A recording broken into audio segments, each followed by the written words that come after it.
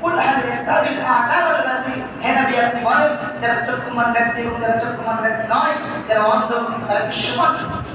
কখনো না। وَنُنَزِّلُ مِنَ الْقُرْآنِ مَا هُوَ شِفَاءٌ وَرَحْمَةٌ لِلْمُؤْمِنِينَ وَلَا يَزِيدُ الظَّالِمِينَ إِلَّا خَسَارًا. الحمد لله نحمده ونستعينه ونستغفره ونؤمن به ونتوكل عليه ونعوذ بالله من شرور أنفسنا ومن سيئات أعمالنا، من يهده الله فلا مضل له ومن يضلله فلا هادي له، وأشهد أن لا إله إلا الله وأشهد أن محمدا عبده ورسوله. أما بعد فإن خير الحديث كتاب الله وخير الهدي هدي محمد صلى الله عليه وسلم، وشر الأمور محدثاتها وكل محدثة بدعة وكل بدعة ضلالة وكل ضلالة في النار. أما بعد فأعوذ بالله من الشيطان الرجيم. بسم الله الرحمن الرحيم. قاف والقرآن المجيد بل عجبوا أن جاءهم منذر منهم فقال الكافرون هذا شيء عجيب أئذا متنا وكنا ترابا ذلك رجل بعيد قد علمنا ما تنقص الأرض منهم وعندنا كتاب عزيز بل كذبوا بالحق لما جاءهم فهم في أمر مريج أفلم ينظروا إلى السماء فوقهم كيف بنيناها وزيناها وما لها من فروج والأرض مددناها وألقينا فيها رواسي وأنبتنا فيها من كل زوج بهيج.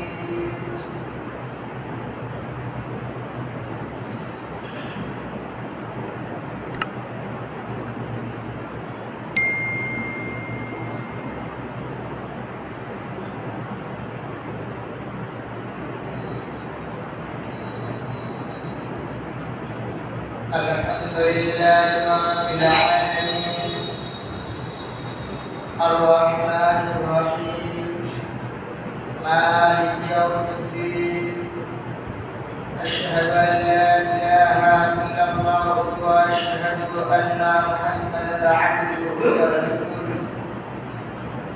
أما بعد فإن أصدق الحديث كتاب الله وخير الهدي هدي محمد صلى الله عليه وسلم وشر الأمور محدثاتها وكل محدثة بدعة وكل بدعة ضلالة وكل ضلالة في النار. أما بعد فأعوذ بالله من الشيطان الرجيم. بسم الله الرحمن الرحيم. اقرأ باسم ربك الذي خلق الإنسان من علق اقرأ وربك الأكرم الذي علم بالقلم. উপস্থিত জুমার মুসল্লিগণ, সমস্ত প্রশংসা ও প্রদান করতেন সেই মহান আল্লাহ সুবহানাহু ওয়া তাআলা, যিনি আমাদেরকে সর্বশ্রেষ্ঠ করে সৃষ্টি করেছেন। সেই স্রষ্টার শুকরিয়া জ্ঞাপন করে কোনোদিনও শেষ করা যায়নি, যাবেও না। তাই কিনার শিক্ষা সংক্ষিপ্ত ভাষায় শুকরিয়া জ্ঞাপন করি, সকলেই বলি আলহামদুলিল্লাহ। এরপরে শেষ নবী হযরত মুহাম্মদ সাল্লাল্লাহু আলাইহি ওয়াসাল্লাম जिनार अक्लांत परिश्रमेर फले आज আমরা দিন ইসলামকে পরিপূর্ণরূপে পেয়েছি। তিনার উপর অগণিত দরুদ ও সালাম বর্ষিত হোক। সকলে বলি আল্লাহুম্মা আমিন। আল্লাহুম্মা সাল্লি আলাইহি আল্লাহুম্মা বারিক আলাইহি। আজ আমি আপনাদের সামনে যে বিষয় নিয়ে আলোচনা করার ইচ্ছা করেছি সেই বিষয়টির নাম হচ্ছে শিক্ষা। উপস্থিত জুমার মুসল্লিগণ, চলুন প্রথমত আমরা জেনে আসি শিক্ষা কি। শিক্ষার বিভিন্ন রকমের সংজ্ঞা থাকতে পারে, তবে আমরা আপনাকে বোঝানোর জন্য একদম বোঝা বাংলায় সাধারণ ভাষায় শিক্ষার সংজ্ঞা হিসাবে এতটুকুই বলতে পারি। এক কথায় যে কোনো মাধ্যমে কোনো জিনিস, কোনো অজানা জিনিসকে জানা যায় যেভাবে, যে মাধ্যমে, যে পদ্ধতিতে, ওটার নামই হচ্ছে শিক্ষা। খুবই বোঝা বাংলায় খুবই সত্য। এক কথায় যে কোনো পদ্ধতিতে কোনো অজানা জিনিসকে জানার মাধ্যমই হচ্ছে শিক্ষা। মানে আপনি রাজমিস্ত্রির কাজ জানেন না, মিস্ত্রির পিছে পিছে ঘুরে মিস্ত্রির সঙ্গে আপনি সেভাবে ট্রেনিং করে, সেভাবে মিস্ত্রি দেখে দেখে সে অনুযায়ী কাজ করে আপনি রাজমিস্ত্রি শিখলেন, এটাই আপনার শিক্ষা। এটাতে আপনি রাজমিস্ত্রি শিখলেন। গাড়ি চালানো জানেন না, আপনি ড্রাইভারের সঙ্গে থেকে থেকে ড্রাইভারের যে পদ্ধতি, সেই পদ্ধতি অনুযায়ী যে নিয়মগুলো ফলো করে আপনি গাড়ি চালানো শিখলেন, এটাই একটা শিক্ষা। এটা কি শিক্ষা? এটা ড্রাইভারি শিক্ষা। আপনি পড়ালেখা জানেন না, আপনি শিক্ষিত মানুষের পিছে পিছে ঘুরে বই পুস্তক লেড়ে লেড়ে খাতা ও কলমের মাধ্যমে, বর্ণ পরিচয়ের মাধ্যমে লেখাপড়া শিখলেন, এটা একটা শিক্ষা। এটা হচ্ছে পড়ালেখা শিক্ষা। তো এক কথায় কোন মাধ্যমে কোন জিনিসকে জানার নামই হচ্ছে শিক্ষা। এক কথায় অজানা জিনিসকে জানা যায় যে পদ্ধতিতে, যে মাধ্যমে, ওটাকে বলা হয় শিক্ষার মাধ্যম। আর যে মাধ্যমে বা যে পদ্ধতিতে, যে কাজে আপনি অজানা জিনিসকে জানতে পারেন, ওই জানার নামই হচ্ছে শিক্ষা। তো শিক্ষাকে বর্তমানে যে শিক্ষা, এই শিক্ষাকে ভাগ করতে গেলে শিক্ষার কয়েকটি স্তর রয়েছে। কয়েকটি মানে প্রত্যেকটি আলাদা আলাদা স্তর, প্রত্যেকটি কাজ আলাদা আলাদা একটা স্তর। আপনি ইলেকট্রিক কাজ জানেন না, ইলেকট্রিক এর একটা আলাদা স্তর, ইলেকট্রিক কাজ শিক্ষা। গাড়ি ড্রাইভারি শিক্ষা, পড়ালেখা শিক্ষা, রাজমিস্ত্রি শিক্ষা, মানে আমাদের যত কাজ রয়েছে প্রত্যেকটা আলাদা আলাদা আলাদা একটা স্তর রয়েছে। তবে আজকে আমি যে শিক্ষা নিয়ে আলোচনা করতে যাচ্ছি, এই শিক্ষা হচ্ছে পড়ালেখার শিক্ষা। তো পড়ালেখা শিক্ষা আবার দুই ভাগে বিভক্ত। এটার আবার দুই ভাগ রয়েছে। এক নাম্বার হচ্ছে জেনারেল শিক্ষা, মানে যে শিক্ষার মাধ্যমে পৃথিবীতে চলাচল করতে আপনার কোনো রকম সমস্যা হবে, মানে ইংলিশ শিক্ষা, বাংলা শিক্ষা, জীবন বিজ্ঞান শিক্ষা, ভৌত বিজ্ঞান শিক্ষা, ভূগোল শিক্ষা, অঙ্ক শিক্ষা, এছাড়া আরো যত রকমের দিকগুলো রয়েছে, একটার পর একটা যা উঁচু লেভেলের চলে যাবে ভাগ রয়েছে। আরবিক অনার্স, বাংলা অনার্স, তারপর আপনার আর্টস, তারপর কমার্স, তারপর ইকোনমিক। এক কথায় প্রত্যেকটা যে আলাদা আলাদা বিভাগ রয়েছে, ইন্টারনেট, তারপর banking system, computer system, software system, প্রত্যেকটা আলাদা আলাদা যে আপনার স্তর বা ভাগ রয়েছে। এই শিক্ষা লেভেলে আবার অনেক রকমের ভাগ রয়েছে।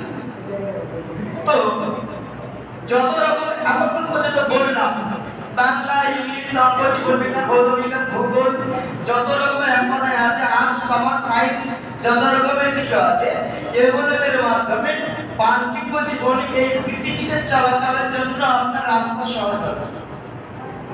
এগুলো যদি আপনি শিখেন, তাহলে এই পৃথিবীতে আপনি যে জানতে পারলেন ইংলিশ পড়া, মানে ইংলিশ পড়া যখন জেনে গেলেন, পৃথিবীর যে অবস্থাতে যেখানে আপনি যান না কেন, আপনি ইংলিশে কোনো জিনিস যদি পান, সেটা আপনি জানতে পারবেন। কোন আপনি রেল স্টেশনে গেলেন, সেখানে আপনাকে স্টেশন মাস্টার বা টিকিট মাস্টার আপনাকে একটা ইংলিশে ফর্ম দিল, সেই ফর্মটা আপনাকে ফিল আপ করতে হবে। কিভাবে করতে হবে আপনি পেরে যাবেন। আপনি ব্যাংকে গেলেন, ব্যাংক থেকে আপনাকে একটা ফর্ম দিল, সেই ফর্মটা কি করে পূরণ করতে হবে সেটা আপনি জেনে গেলেন। আপনি কাজে গিয়েছিলেন বিদেশে বা বাড়িতেই আছেন, কোনো রকম আপনার নামে মামলা হয়েছে, কোর্ট থেকে আপনার কাছে একটা চিঠি এসেছে, নোটিশ এসেছে, নোটিফিকেশন এসেছে, সেটাতে ইংলিশে এসেছে, কোর্ট আপনাকে কি বলে পাঠিয়েছে সেটা আপনি জানতে পারবেন। এতটুকু হচ্ছে আপনার ইংলিশ শেখার কাজ। আপনি যদি অঙ্ক শিখেন, পৃথিবীর যে কোনো জায়গায় কোনো রকম হিসাব নিকাশ আপনি জানতে পারবেন। কোনো রকম হিসাব নিকাশ যেটা আপনার কোনো সমস্যা হবে সেটা আপনি পেরে নেবেন। আপনি যদি বাংলা শিখেন, বর্তমানে আমরা বাঙালি, আমাদের মাতৃভাষা হচ্ছে বাংলা, তাই বাংলা আমরা জানতে পারবো। আমাদের মাতৃভাষা যেহেতু বাংলা, তাই বাংলায় যে কোনো জিনিস আমরা খুবই সহজে বুঝতে পারবো এবং বাংলার উপরে খুবই সহজে পারদর্শিতা লাভ করতে পারবো। এখন বলার কথা, এরকম প্রত্যেকটা বিষয়ের উপর যখন আপনি একে কোনো জ্ঞান অর্জন করবেন, সে বিষয়ের উপরে আপনি পারদর্শিতা অর্জন করতে পারবেন বা লাভ করতে পারবেন। তবে শিক্ষাকে দুই ভাগ বলেছিলাম, একটা হচ্ছে জেনারেল, একটা হচ্ছে ইসলামিক। তো শিক্ষা দুই ভাগের মধ্যে জেনারেল ভাগ যেটা, সেটা হচ্ছে এই ভাগগুলো। আর ইসলামিক মানে কি? এটা হচ্ছে ধর্মীয় শিক্ষা।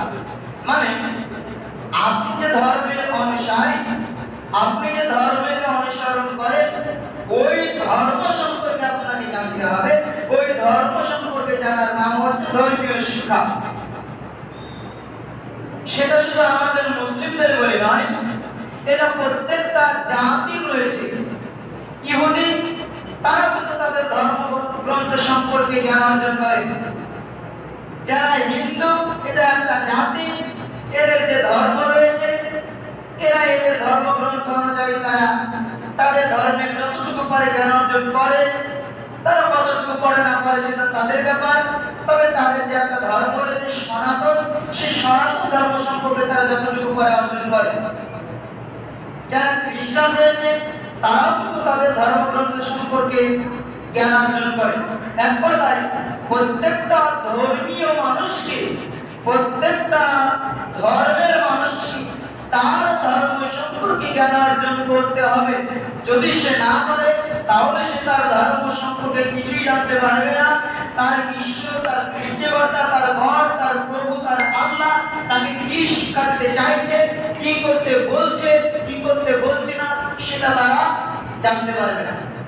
আমরা মুসলিম, সোজা হিসাবে আমরা কোরআনের শিক্ষা অর্জন করব, এটাই স্বাভাবিক। প্রাকৃতিক নিয়ম অনুযায়ী হিন্দুরা তারা তাদের ধর্ম তারা অর্জন করবে, খ্রিস্টানরা তারা তাদের ধর্মগ্রন্থ হিসাবে বা ধর্মগ্রন্থ অনুযায়ী জ্ঞান অর্জন করবে, ইহুদিরা তারা তাদের ধর্মগ্রন্থ অনুযায়ী তারা জ্ঞান অর্জন করবে। আমরাও সে অনুযায়ী সবাই যেহেতু আপনার ধর্মগ্রন্থ অনুযায়ী জ্ঞান অর্জন করবে, সে অনুযায়ী আমরাও মুসলিমরা আমাদের ধর্ম সম্পর্কে জ্ঞান অর্জন করতে হবে। যদি আমরা না করি, তাহলে আমরা পৃথিবীতে লাভবান হলেও পরকালে লাভবান হতে পারবো না। কেননা আমরা আমাদের ধর্ম সম্পর্কে অজ্ঞ থেকে যাবো, অজানা থেকে যাবো। আমাদের ধর্ম আমাদের কি চাইছে সেটা আমরা জানতে বুঝতে পারবো। তাই আল্লাহ তাআলা আমাদেরকে ধর্মীয় শিক্ষার ব্যাপারে কঠিন গুরুত্ব দিয়েছে। এখানে একটা জিনিস আমরা বুঝে যাই, একটা জিনিস মন দিয়ে শুনবেন, শর্টকাটে একটা কথা বলে সামনে থেকে এগিয়ে যাব। আচ্ছা, ধর্মীয় শিক্ষা যে আমরা অর্জন করবো, তাহলে বাংলা, ইংরেজি, অঙ্ক যেগুলো রয়েছে সেগুলি কি আমরা অর্জন করবো না? যে অবশ্যই করবো। সেটা আমাদের জন্য হারাম নয়, সেটা আমাদের জন্য জায়েজ, সেটা আমরা করব।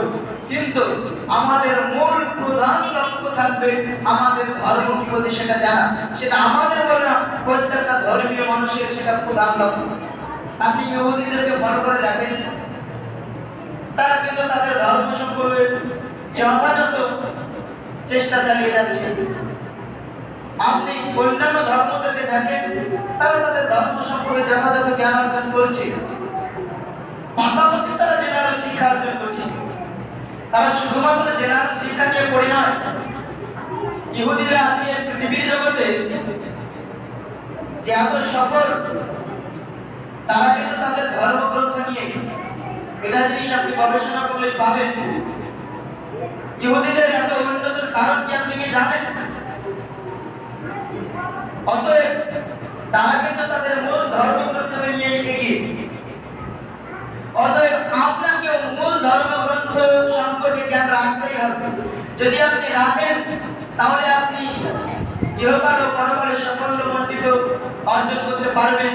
যদি আপনি কোরআনী জ্ঞান না রাখেন তাহলে আপনি সাফল্যমণ্ডিত অর্জন করতে পারবেন। কারণ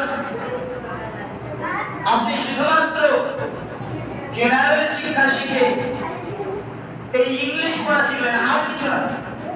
ইংলিশ যেটা আন্তর্জাতিক ভাষা, যেটা নিয়ে আমরা খুবই গর্বিত মনে করি, এটা তেমন কিছু না।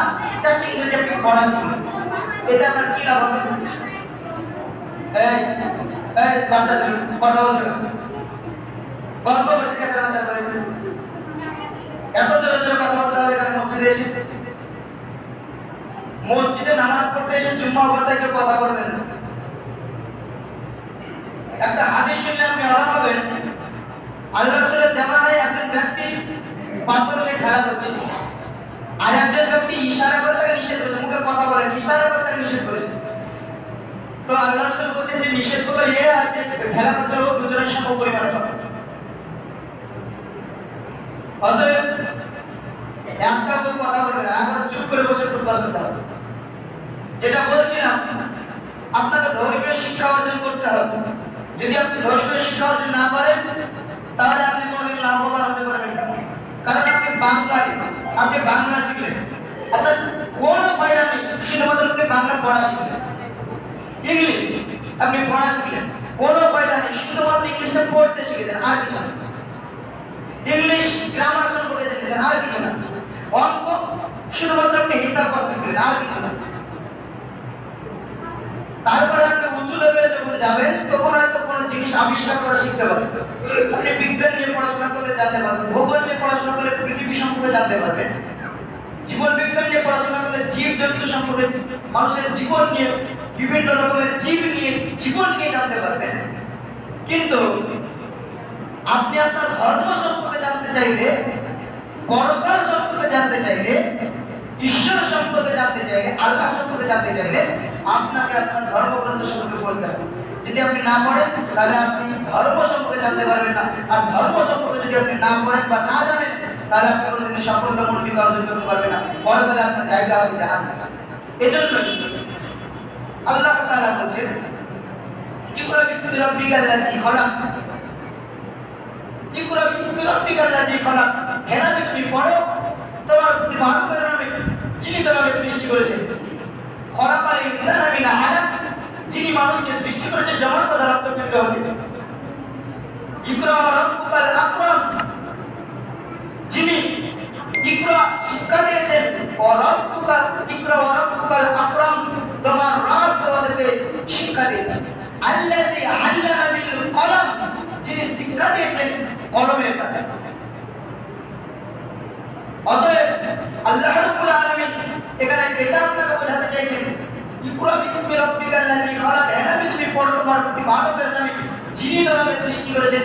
অতএব আল্লাহ এটা বোঝাতে চাইছেন যে এই পৃথিবীতে তুমি ছিলে না, এই পৃথিবীতে তোমার অস্তিত্ব ছিল না।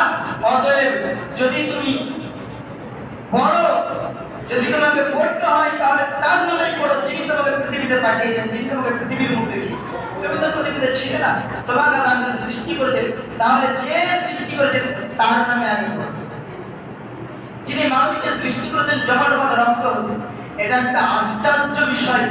মানুষ সৃষ্টি হয়, মানুষ দেখেন কিভাবে সৃষ্টি হচ্ছে। মানুষ সৃষ্টি হওয়ার দিকে আপনি তাকান তো, একটা মানুষ বিবাহ করছে, তারা স্বামী স্ত্রী সংসার করছে, এভাবে একটা বাচ্চা হচ্ছে, এভাবে আমার মানুষ বড় হচ্ছে, এভাবে মানুষ মারা যাচ্ছে। এটা প্রাকৃতিক নিয়ম অনুযায়ী আমরা ভাবছি যে হয়ে যাচ্ছে, কিন্তু জিনিসটাকে নিয়ে বুঝাতে কিভাবে হচ্ছে। হঠাৎ মানুষ বিয়ে করলো, সংসার করলো, তার পেটে বাচ্চা চলে এলো। এটা একটা আশ্চর্য বিষয়। তাই আল্লাহ তাআলা বলছেন যে যিনি মানুষকে সৃষ্টি করেছেন জমাট বাঁধা রক্ত, এটা একটা আশ্চর্য বিষয়। আল্লাহ তাআলা একটা কঠিন মেসেজ দিতে চাইছেন। এছাড়াও আল্লাহ তাআলা বলছেন, কুল হাল ইয়াস্তাবিল আ'মা ওয়াল বাসীর, হে নবী আপনি বলেন যারা চক্ষুমান ব্যক্তি এবং অন্ধ ব্যক্তি দুজনা কি সমান? কখনো নয়, এরা কোনো সময় সমান নয়। অতএব একজন অন্ধ ব্যক্তি এবং একজন চক্ষুমান ব্যক্তি, দুজনের যেমন রাত দিন পার্থক্য। আপনার চোখ আছে, পৃথিবীর যে কোনো জায়গায় আপনি ইচ্ছা মতো চলাচল করতে পারছেন, এবং যার চোখ নেই, যিনি অন্ধ, তিনাকে বিভিন্ন জায়গায় যেতে গেলে তিনাকে কঠিন কঠিন সমস্যার সম্মুখীন হতে হয়। তিনি আপনার মতো স্বাধীনভাবে চলাচল করতে পারেন।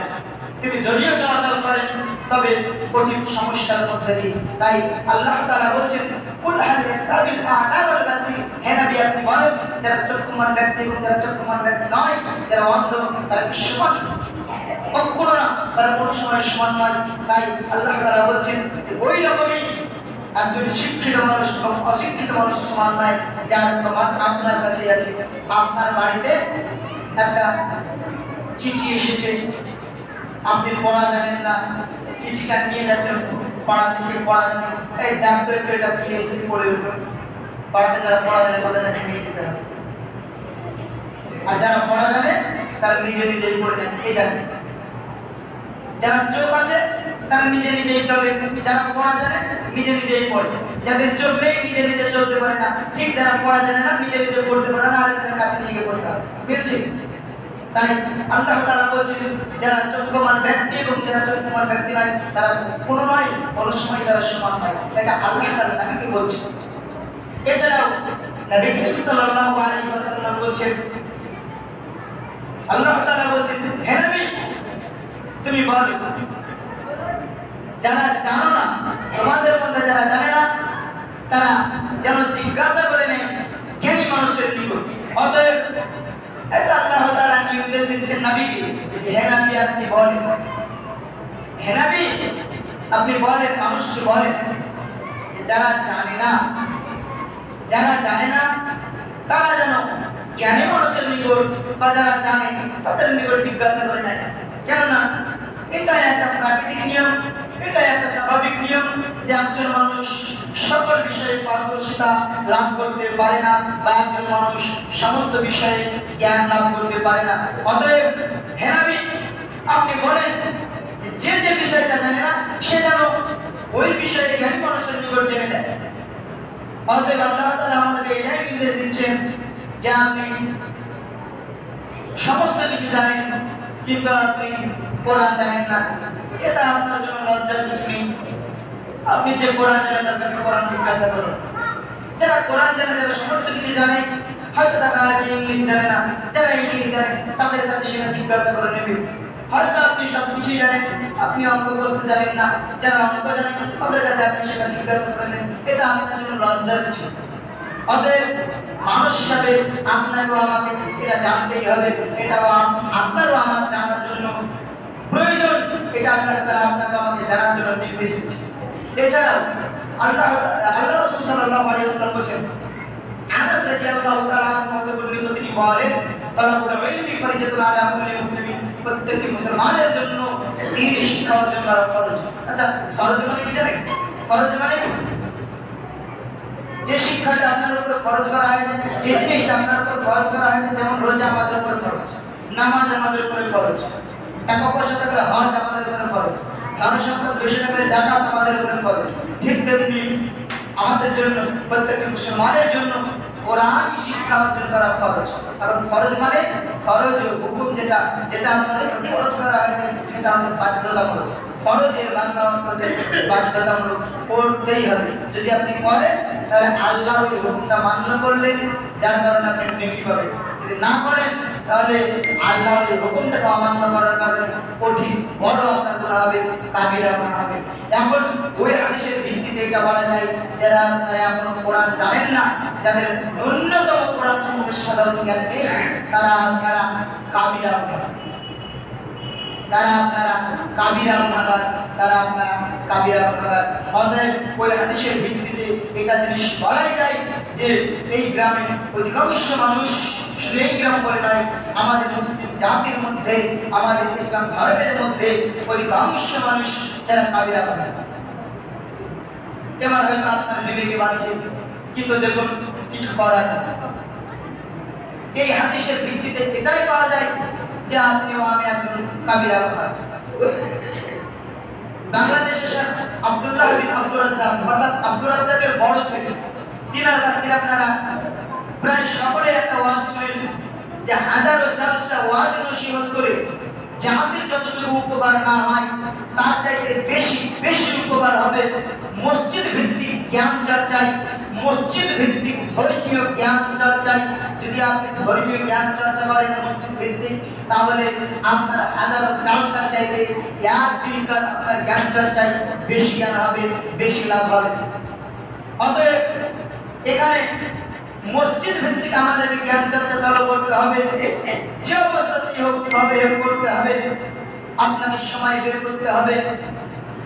যে অবস্থাতেই হোক, এশারে হোক, ফজরে হোক, জোহরে হোক, আসরে হোক, মাগরিবে হোক, আপনাদের মধ্যে বসে আলাপ আলোচনার মধ্যে দিয়ে, কমিটিদের মধ্যে দিয়ে যে যখন বাড়িতে থাকবে তাকে তখন বাড়িতে এসে ক্লাসে যুক্ত হতে হবে।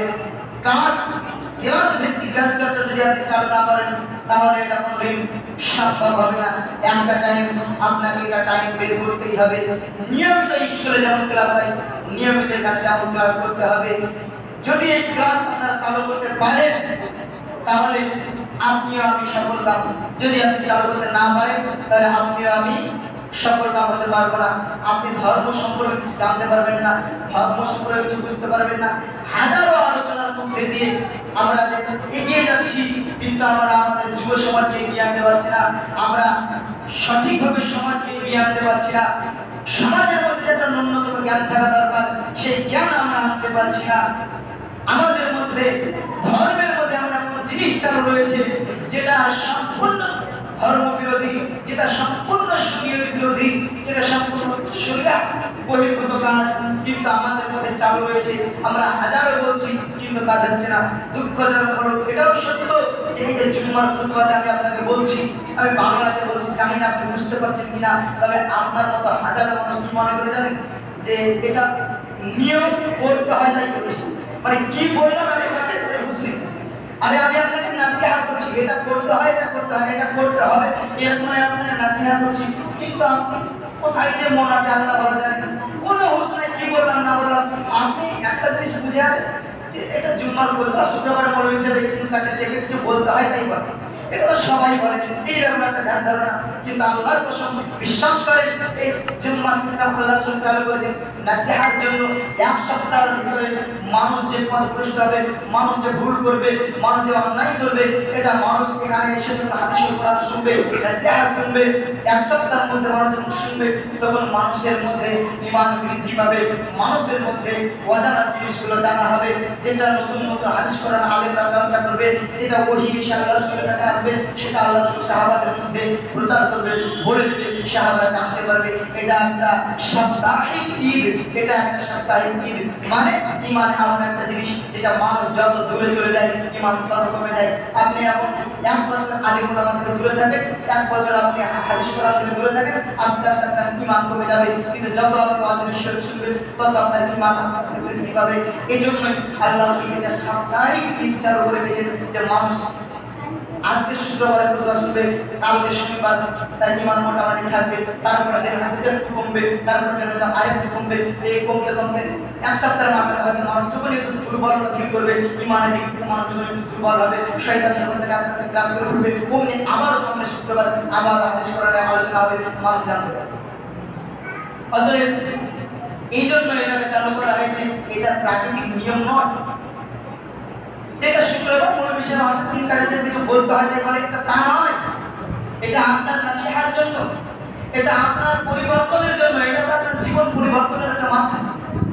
অতএব আমি আপনাকে এটা জিনিস নাসিহা করবো আজকে সম্ভবত আপনাদের জুম্মা পরে মিটিং রয়েছে, ওই মিটিংয়ের সঙ্গে আরেকটা মিটিংয়ের জন্য আমি অনুরোধ করব কেউ যাবেন না। এক নাম্বার কথা, কেউ যাবেন না। যে আগে চলে যাবে, আমি এটা জিনিস ভাববো যে আগে চলে যাচ্ছেন সে কিন্তু এই শিক্ষা থেকে পিছিয়ে যাচ্ছে, বা সে সবচেয়ে সমাজের মধ্যে বিশৃঙ্খলা সৃষ্টি করার চেষ্টা করছে।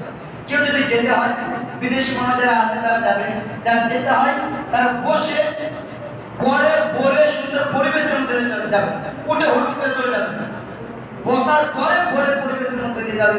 তারপরে যারা কমিটি আছে তারা আপনাদের মিটিং করার পরে একটা আলোচনার মধ্যে দিয়ে একটা টাইম নির্ণয় করবে। এটা আপনাকে আমি অনুরোধ করছি, একটা টাইম নির্ণয় করেন। এশা পর হবে বা ফজর পর হবে, কখন আপনার সময় আছে সেই টাইম নির্ণয় করেন। প্রতিদিন একটা ক্লাস হবে, যার যেদিন কাজ থাকবে এমার্জেন্সি সে বলে চলে যাবে, কিন্তু প্রতিদিন একটা ক্লাস হবে, যার যেদিন কাজ থাকবে সে যাবে, যেদিন না কাজ থাকবে সেদিন ক্লাসে যুক্ত হবে। আপনাদের নিয়ম একটা ক্লাস ভিত্তিক জ্ঞান চর্চার ব্যবস্থা করতেই হবে। যদি আপনি না করেন তাহলে আমাদের সমাজ ধ্বংস। এক কথায় আপনারা বুঝাতে পারি না, তবে ভাষাতে বুঝাতে আপনারা আমি অঙ্কন, আমাদের সমাজ অঙ্কন, আমাদের সমাজ ধ্বংস। অতএব আমি আলোচনা না বাড়ি, এতটুকুই আমি আপনাদের শেয়ার করবো। আজকের জুম্মা পরে কেউ যাবে না, মুসলিম সমাজ কেউ যাবে না, যারা বিদেশি মানুষ আছেন তারা যাবেন। আর যদি খুবই প্রয়োজনই থাকে কারো কাছে যেতে, তাহলে বসে বলার পরে যাবেন, তার আগে যাবেন না। এতটুকুই আমি আপনাকে শেয়ার করবো। এবং যারা কমিটি বর্গ আছেন তারা আপনারা আলোচনার মধ্যে দিয়ে, সুষ্ঠু পরিবেশের মধ্যে দিয়ে, সকলের আলোচনা সাপেক্ষে একটা সময় নির্ণয় করে আজকে একটা ক্লাসের সুব্যবস্থা করবেন ইনশাআল্লাহ। আজকে এশার অথবা মাগরিব যে কোনো সময় আপনারা নির্ণয় করবেন, সেই সময় যেতে হবে। তাহলে আমার যদি কোনো কাজ থাকে সেই কাজ আমি পরিত্যাগ করবো ইনশাআল্লাহ। এ বলে আজকের সংক্ষিপ্ত আলোচনা শেষ করছি।